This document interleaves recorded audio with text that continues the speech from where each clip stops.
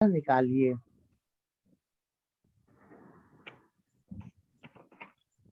سورہ صاد آیت نمبر 11 جو آپ لوگ پڑھ چکے ہیں۔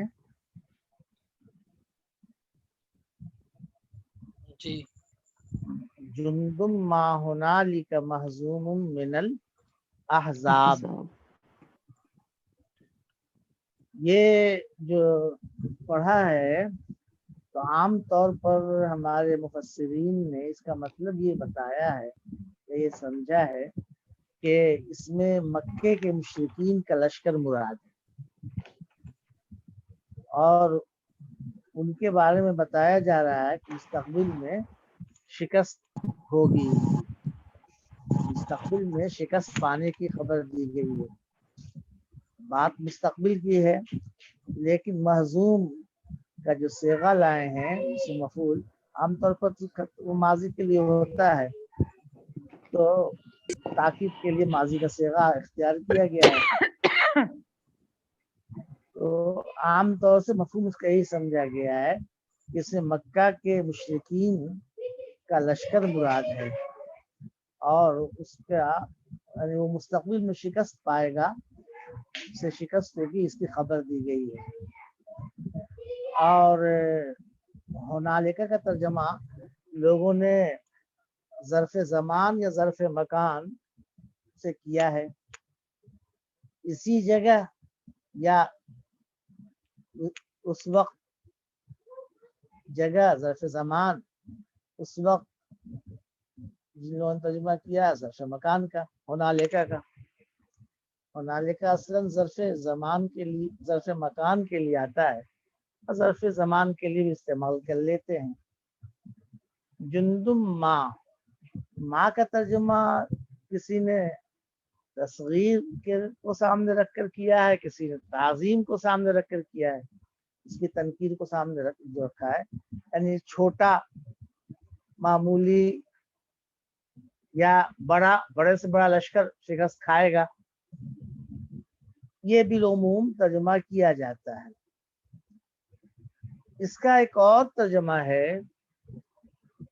جس میں یہ بات سمجھیے کہ نکرہ جو آتا ہے صرف تصغیر یا تفخیم کے لیے نہیں آتا، بلکہ کثرت بتانے کے لیے بھی آتا ہے، تکثیر سے کثرت بتانے کے لیے آتا ہے، اس کے لیے بھی آتا ہے، اور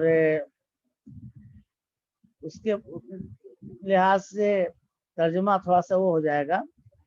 ہنالکہ جو آیا ہے لفظ، ہنالکہ کا استعمال ویسے ہی ہے جیسے انگریزی میں ہم دیر کا لفظ بولتے ہیں، دیر واز اے کنگ، تو دیر کا ترجمہ نہیں کرتے، اسی طرح سے ہنالکہ بھی کبھی دیر کی طرح اس کا استعمال ہوتا ہے، اس کا ترجمہ نہیں کیا جاتا۔ آج کی جدید عربی میں تو خوب استعمال ہوتا ہے ہنالکہ دیر کے مفہوم میں، تو اس کا ترجمہ نہیں کیا جائے گا۔ اب اس اعتبار، اس تشریح کے لحاظ سے ترجمہ یہ ہوگا احزاب، پارٹیوں، جتھوں کے کتنے ہی لشکر ہیں۔ جندم کی تنقید تفخیم شان کے لیے ہو گئی، اور ما جو ہے اسی کو بڑھانے کے لیے آیا ہے، گویا ما جو ہے اس سے کثرت، مزید کثرت ظاہر ہو رہی ہے، تنقید کو بڑھا رہا ہے وہ، تو کتنے ہی لشکر ہیں، یعنی بہت، ایک دو نہیں، کثرت ظاہر ہو رہی، کتنے ہی لشکر ہیں جو شکست کھا چکے ہیں، جتھوں کے کتنے ہی لشکر ہیں جو شکست کھا چکے ہیں۔ تو مطلب کیا ہے کہ انسانی تاریخ میں ایسی بہت سی قوموں کی داستانیں محفوظ ہیں جنہوں نے رسولوں کی تکذیب کی، اور ان سب کے لشکر شکست سے دوچار ہوئے ہیں۔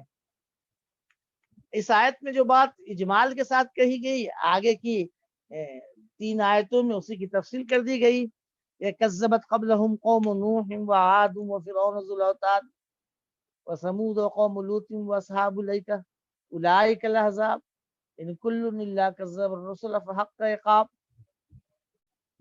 تو یہ بات یہ ترجمہ سب سے زیادہ مناسب لگتا ہے، اور یہ مولانا امانت اللہ اصلاحی صاحب خاص طور سے اس کا ذکر کرتے ہیں. ویسے یہ مفہوم جو میں بول رہا ہوں یہ عام مطلب بہت عام نہیں ہے، لیکن وہی اس میں منفرد نہیں ہے، بلکہ اور دوسرے بھی قرآن کا گہرا علم رکھنے والے لوگ اس سے یہ مفہوم لیتے ہیں. تو جتھوں کے کتنے ہی لشکر ہیں جو شکست کھا چکے ہیں. اس میں جو تنکیر ہے جندن کی یا ماں جو ہے یہ کثرت ظاہر کر رہا ہے، اور عربی زبان میں کثرت کے لیے بھی اس کا استعمال ہے.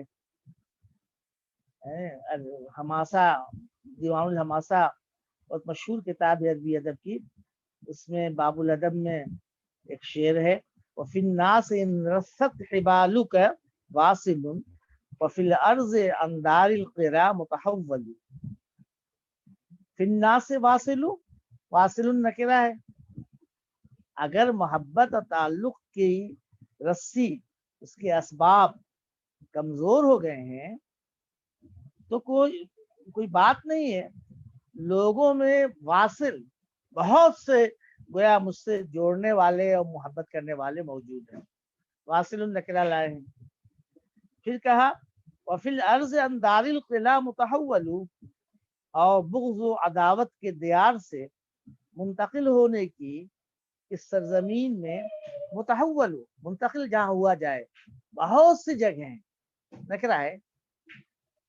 تو واصل اور متحول دونوں میں تنکیر کثرت کے لیے ہے. یہ ذہن میں اس کو رکھیے گا. اب اس کے بعد ہم لوگ اگلی سورہ شروع کریں گے انشاءاللہ، سورہ زمر.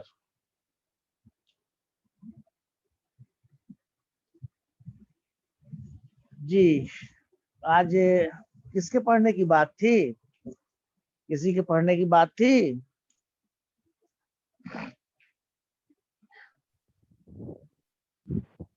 یاد نہیں ہے مجھے تو. اگر کسی کو یاد ہو تو وہ پڑھے. اکیڈمی سے لوگ نہیں آئے؟ ہاں گئے. اکیڈمی والوں میں سے کوئی پڑھے؟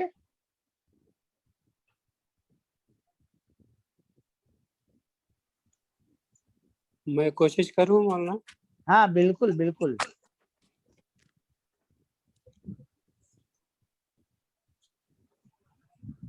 اعوذ باللہ من الشیطان الرجیم. بسم اللہ الرحمن الرحیم.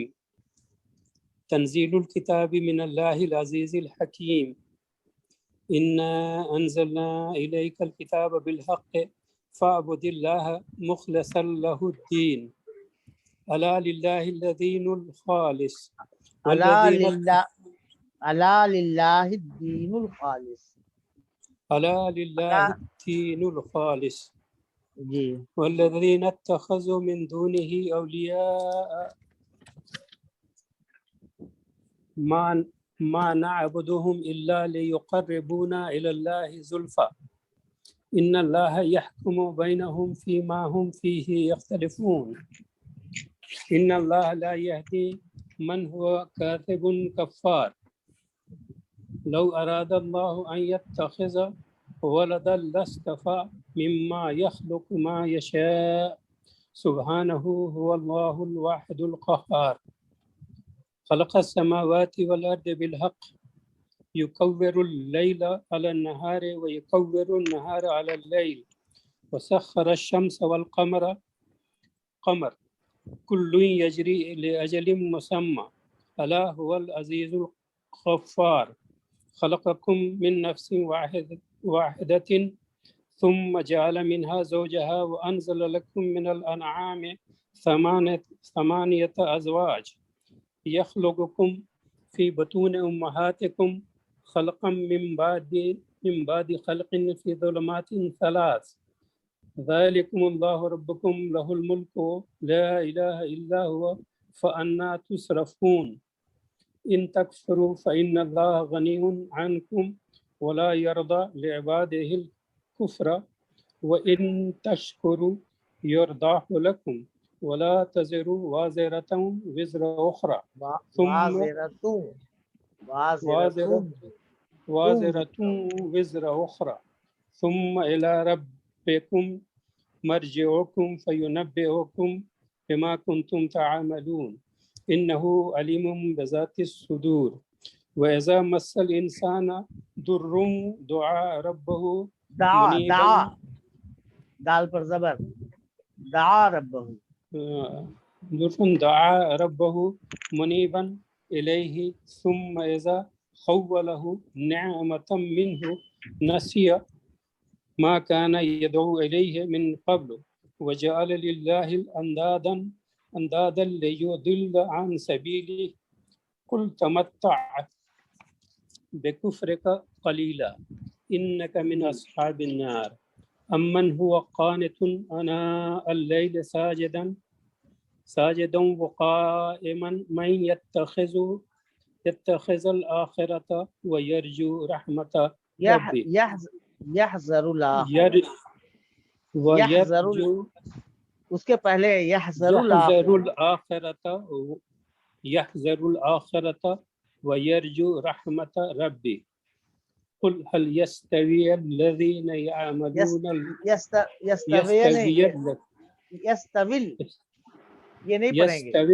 يستوي الذين يعملون والذين لا يعلمون يعلمون دونوں جگہ ہے يعلمون والذين لا يعلمون انما يتذكر اولو الالباب صدق اللہ اولو الالباب. دیکھیے پچھلی سورہ ختم ہوئی ہے، آخر میں ذکر ہوا ہے کہ یہ قرآن ایک عظیم یاد دہانی ہے اور لوگوں کو یہ قرآن بتا رہا ہے کہ شرک درست نہیں ہے، اللہ ہی تنہا اس کائنات کا خالق و مالک ہے، وہی رب ہے. اور جو لوگ اس بات کو نہیں سنیں گے اور نہیں سمجھیں گے تو دیر نہیں ہے کہ اس قرآن کی دی ہوئی خبروں کو اپنی آنکھوں سے دیکھ لیں، پتہ چل جائے گا ان کو، اور اس وقت کا پتہ چلنا ان کے لیے کچھ مفید نہیں ہوگا. جس عذاب سے وہ ڈرا رہا ہے ان کے سامنے آ جائے گا، سر ان پر ٹوٹ پڑے گا. اس سورہ کا آغاز بھی اسی قرآن کے ذکر سے ہو رہا ہے. میں نے بتایا تھا کہ یہ سب میں توحید اور آخرت، توحید کا ظاہر ہے کہ توحید اگر آخرت کا صحیح تصور نہ ہو توحید کے ساتھ تو پھر توحید بے معنی سی چیز ہے. توحید کا ذکر ہے بطور خاص اور پھر آخرت کا بھی اس کے ساتھ ہے. یہ سورہ دیکھنے سے اندازہ ہوتا ہے کہ ہجرت کا وقت قریب آ چکا ہے، مخالفت شباب پر ہے. آگے آیت نمبر 10 میں آ رہا ہے وَأَرْضُ اللَّهِ وَاسِعَةٌ، وَأَرْضُ اللَّهِ وَاسِعَةٌ، انما یوفی الصابرون اجرہم بغیر حساب. اللہ کی سرزمین بڑی کشادہ ہے. اس میں اشارہ ہے اس بات کی طرف ہجرت کر جاؤ، چلے جاؤ یہاں سے. اگر یہاں اللہ کی عبادت کرنا مشکل ہو رہا ہے تو اس سرزمین کو چھوڑ دو، جس کے نتیجے میں ہجرت حبشہ ہوتی ہے اور لوگ وہاں جاتے ہیں. ہجرت حبشہ سے گویا پہلے یہ سورہ نازل ہوئی ہے. جی تو ترجمہ کیجئے.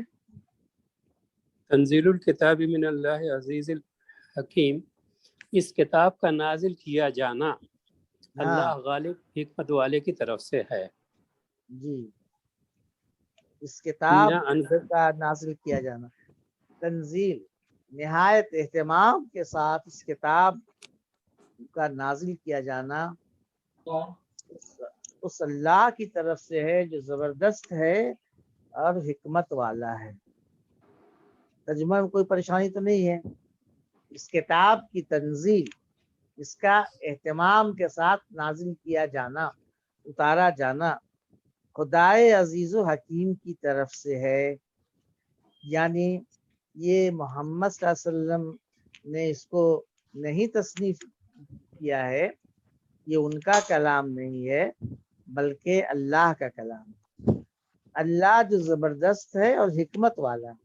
زبردست ہے اس کا مطلب یہ ہے کہ زبردست کا یہ کلام ہے، اس کی کتاب ہے، اس کا پیغام ہے۔ اس کو رد کرنے والے اور اس کا مقابلہ کرنے والے لوگ کبھی کامیاب نہیں ہو سکتے، اور جو لوگ رد کریں گے وہ سمجھیں گے اس کا انجام اور نتیجہ۔ ساتھ ہی وہ حکیم بھی ہے، وہ فوراً سزا نہیں دے رہا ہے شرارت کرنے والوں کو، تو اس کی حکمت ہے وہ مہلت دے رہا ہے نا۔ اور مسلمانوں کو بھی یہ سوچنا چاہیے کہ وہ پریشان نہ ہو، یہ حالات جو ان کے سامنے پیش آ رہے ہیں کہ اللہ کی دی ہوئی مہلت ہے، اور وہ اس طرح سے امتحان لیتا ہے کہ کون گویا سچا ہے، کھرا ہے، اور کون کھوٹا ہے۔ ان کو اطمینان رکھنا چاہیے کہ کتاب خدائے عزیز کی طرف سے آئی ہے اور اس کو غالب ہونا ہے، اس کو گویا پھیلنا ہے، لوگ مخالفت کر کے اس کو دبا نہیں سکتے۔ ہاں، اس میں اس بات پر وہ دو باتیں ہیں۔ ایک تو یہ کہ محمد صلی اللہ علیہ وسلم کی تصنیف نہیں ہے، لوگ یہ نہیں کہتے تھے کہ اللہ کا کلام ہے، کہتے انہوں نے خود گڑھ لیا ہے۔ ایک تو اس کی تردید ہو گئی، دوسرے یہ کہ جو لوگ اس کی مخالفت کریں گے تو یاد رکھیں کہ یہ خدائے عزیز کے کلام کی مخالفت کریں گے، اور وہ بڑا زبردست ہے۔ یہ مخالفت یا اس کو رد کر دینا یہ بہت مہنگا پڑے گا۔ مسلمانوں کے لیے تسلی بھی ہے کہ خدا عزیز و حکیم کا وہ کلام لیے ہوئے ہیں، اس کے حامل ہیں۔ جی آگے۔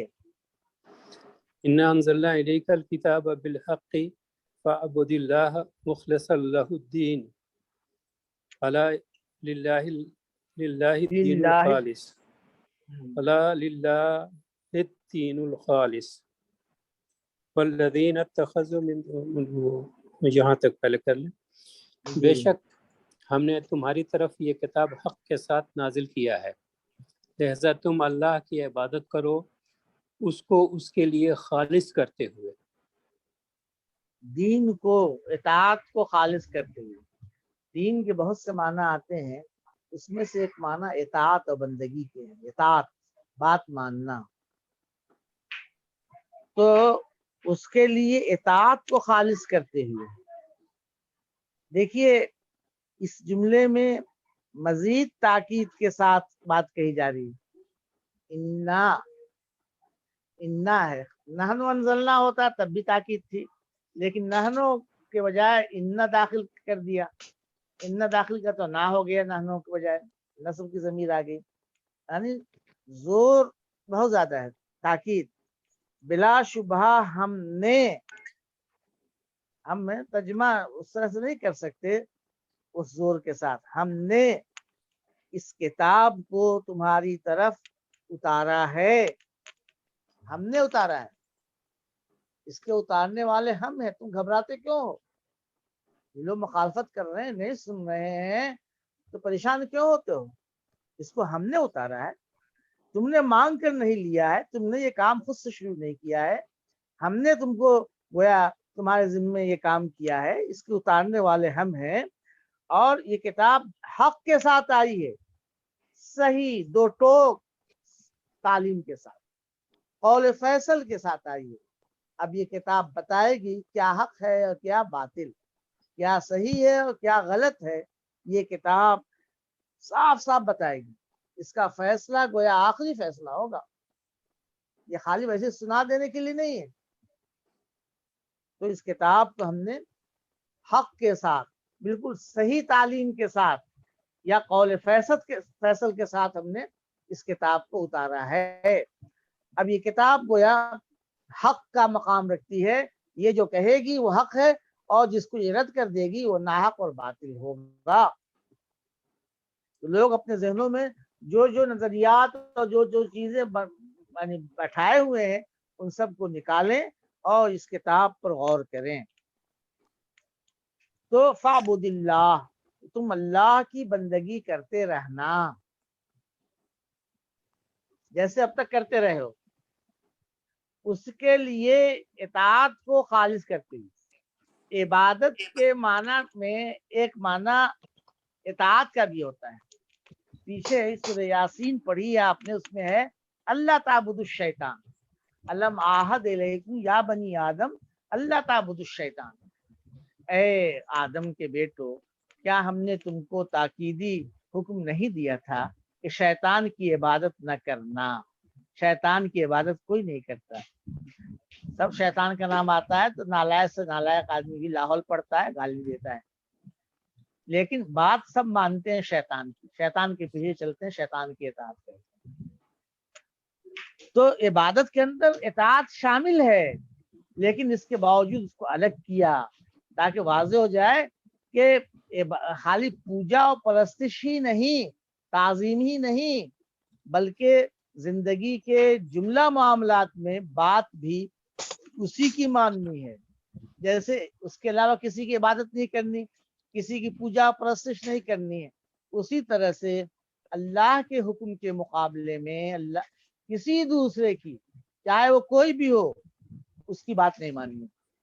خالص اللہ کی اطاعت، عبادت بھی اللہ کی تنہا اور اطاعت بھی اللہ کی تنہا، اس کے مقابلے میں کسی دوسرے کی اطاعت نہیں، تب جا کر دین مکمل ہوگا، اسلام مکمل ہوگا۔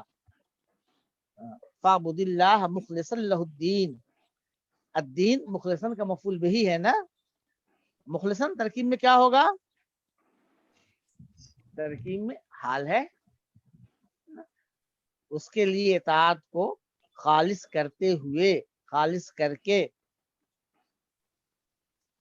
نبی سے خطاب ہے اور بات سارے مسلمانوں سے کہی جا رہی ہے۔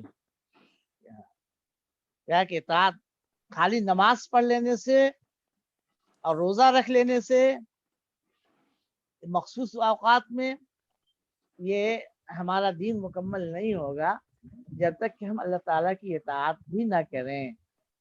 جملہ معاملات میں زندگی کے جتنے گوشے اور شعبے ہو سکتے ہیں، تمام اس میں اللہ کی اطاعت، اللہ کی بات ماننا۔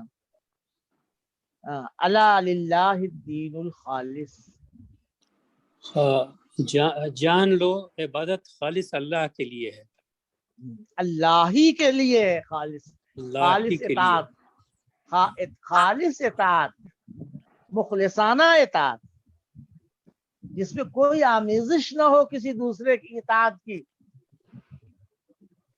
ہے نا، کسی دوسرے کی اطاعت کی، کہ فرعونوں کی بھی عبادت ہو رہی ہے اور اللہ کے مقابلے میں جتنے طاغوت ہیں سب کی بات سنی جا رہی ہے، خاندانی رسوم و رواج جو غلط طریقے کے ہیں، جو اسلام کے مخالف ہیں، ان کی بات سنی جا رہی ہے، نہیں، اللہ ہی کے لیے، پہلے آیا نا، اللہ ہی کے لیے مخلصانہ اطاعت، اللہ ہی کو سزاوار ہے، یہ اس کا حق ہے، اسی کے لیے، اور یہ حق کسی کو دوسرے کو حاصل نہیں ہے۔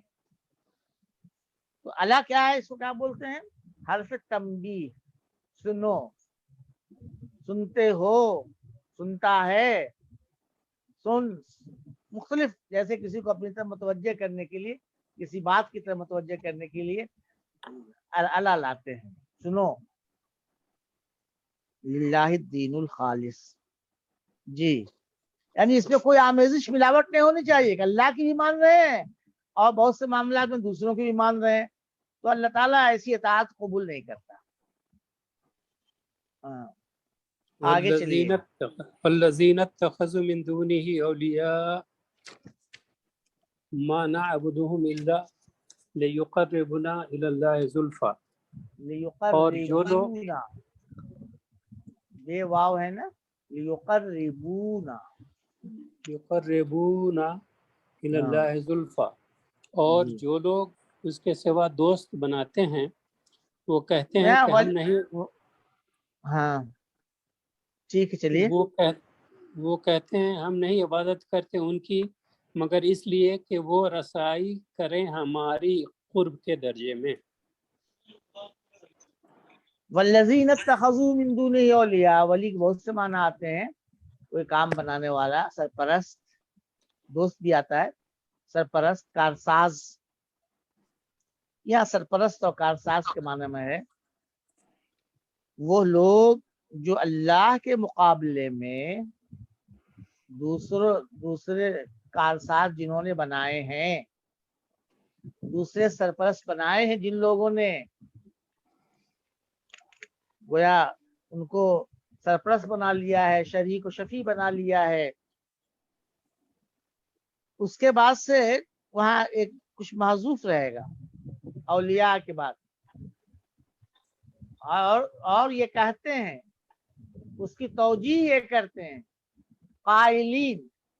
قائلین وغیرہ کچھ وہاں پہ حذف رہے گا، یہ کہہ کر اس کی توجیہ یہ کرتے ہیں کہ ہم ان کو تھوڑی معبود مانتے ہیں، ہم تو ان کو اس لیے پوچھ رہے ہیں کہ اللہ سے ہم کو کچھ قریب کر دیں. کیا توجیہ کرتے ہیں؟ ما نعبدہم، ہم ان کی عبادت نہیں کرتے، ان کی پوجا نہیں کرتے مگر اس لیے کہ، یعنی ان کی پوجا صرف اس لیے کرتے ہیں، ما اور اللہ لگ گیا نا، حسر ہو گیا، ہم ان کی پوجا صرف اس لیے کرتے ہیں کہ وہ ہم کو قریب کر دیں اللہ سے، تھوڑا سا کچھ قریب کر دیں. زلفا کے معنی بھی آتے ہیں، قریب ہونا، جو ہے اس مادے سے بھی آتا ہے. مفعول مطلق جو ہے دوسرے لفظ سے لے آئے ہیں. یقربو کا مفعول مطلق زلفا مصدر ہے، یہ زلفا بشرا کے وزن پر مصدر ہے. تو یہ ہم کو اللہ سے کچھ قریب کر دیں، اس لیے ہم ان کی پوجا کرتے ہیں، پرستش کرتے ہیں. ان کو معبود نہیں مانتے، ہم ڈائریکٹ خدا تک نہیں پہنچ سکتے، اس کی بارگاہ بہت بلند ہے، اس لیے ہم کچھ خدا کی مقرب ہستیوں کو ہم ذریعہ اور واسطہ بناتے ہیں، ہم ان کو اصلا نہیں پوچھتے، یہ اس کی تعویل کرتے ہیں. اصل اللہ ہے سب سے بڑا، یہ اللہ سے ہم کو قریب کر دیں گے اور ہماری ضرورت پوری کروا دیں گے، ہمارا کام ہو جائے گا دنیا میں بھی، اور اگر آخرت ہوئی تو وہاں بھی ہمارا کام یہ بنا دیں گے.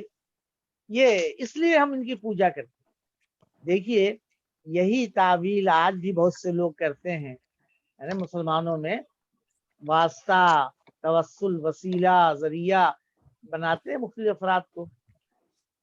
یہی سوچ یعنی عرب کے مشرکین کی بھی تھی. اصلاً ہم ان کو نہیں مانتے، ان کے واسطے سے ہم درخواست پیش کرتے ہیں، یہ خوش رہیں گے تو ہمارا کام بن جائے گا. تو ہم تو صرف اس لیے ان کی عبادت کرتے ہیں. ماں اور اللہ آ گیا تو حسر کا مفہوم پیدا ہو گیا. ہم نہیں عبادت کرتے ان کی مگر اس لیے، کیا مطلب؟ ہم ان کی عبادت صرف اس لیے کرتے ہیں کہ یہ ہمیں اللہ سے تھوڑا قریب کر دیں. اب یہ یہاں تک جو ہے گویا مبتدا ہوا، بات سمجھ میں آ رہی ہے؟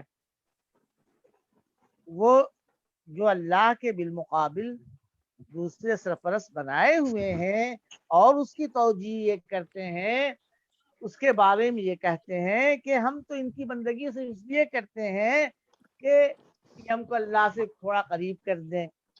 اب خبر کیا ہے بھائی؟ وہ آگے والا جملہ پورا ہے، پورا جملہ اس کی خبر بنے گا. آگے جو پورا ان اللہ یحکم والا جملہ، بلا شبہ اللہ ان کے درمیان فیصلہ کر دے گا ان چیزوں میں یا اس چیز میں جس میں یہ اختلاف کر رہے ہیں. بین ہمیشہ ایک سے زیادہ لوگوں کے لیے آتا ہے، ایک ہی آدمی کے لیے بین نہیں آئے گا. بین جو ہے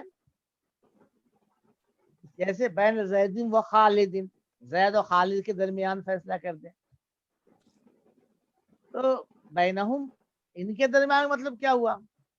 ایک تشریح تو یہ کی ہے کہ مشرکین کے درمیان میں بہت سے گویا کے فرقے ہوتے ہیں، کوئی کسی کو معبود مانتا ہے، کوئی کسی کو معبود مانتا ہے، کسی کے ہاں کسی کا درجہ ہے، کسی کے یہاں کسی کا درجہ ہے، یہاں کوئی ایک چیز نہیں ہے۔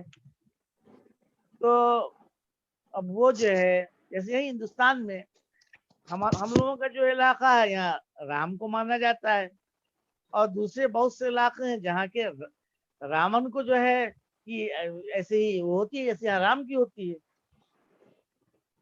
تو یہ لیتے ہیں۔ مولانا مودودی صاحب نے اسی طرح کی تشریح کی ہے۔ ہمارے دیکھنے میں یہ ہے کہ یہ لوگ جو یہ بات کر رہے ہیں، حرکت کر رہے ہیں، اللہ ان کے درمیان اور ان کے بالمقابل جو مسلمان ہیں ان کے درمیان توحید کے باب میں جو یہ اختلاف کر رہے ہیں اہل حق سے، اس کا اللہ فیصلہ کر دے گا، کرے گا، وقت آ رہا ہے، عملی فیصلہ ہو جائے گا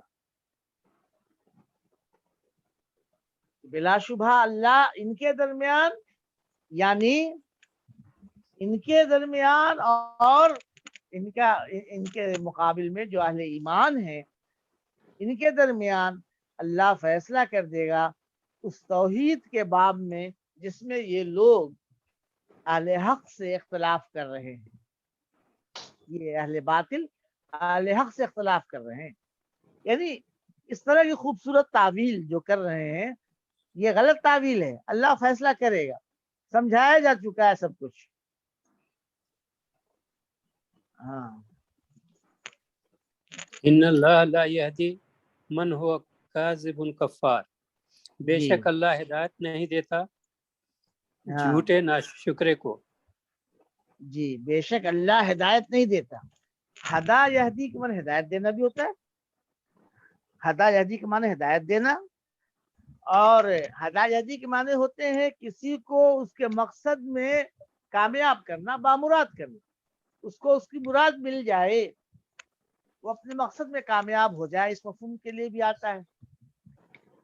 بلا شبہ اللہ بامراد نہیں کرے گا ان لوگوں کو جو جھوٹے ہیں اور نہایت ناشکرے ہیں۔ کفار مبالغہ کی صیغہ ہے، نہایت ناشکرے ہیں۔ ترجمہ ناشکرے کا کر رہے ہیں، ترجمہ اسے لفظ کے اندر گنجائش ہے اس بات کی کہ آپ